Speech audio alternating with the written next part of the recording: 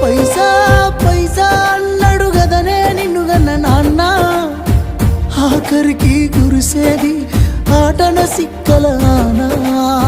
పరుగు పరుగు అంటూ తీస్తిరి గదనే పరుగు, పానం పోయినంక మోగేదే డప్పుల దరువు. ఉండదనికే హాని పిల్ల పాపాలతోని, హాయిగా బతుకేను వందేళ్ళు.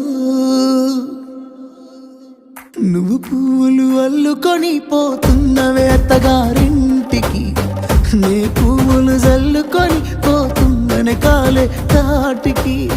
నువ్వు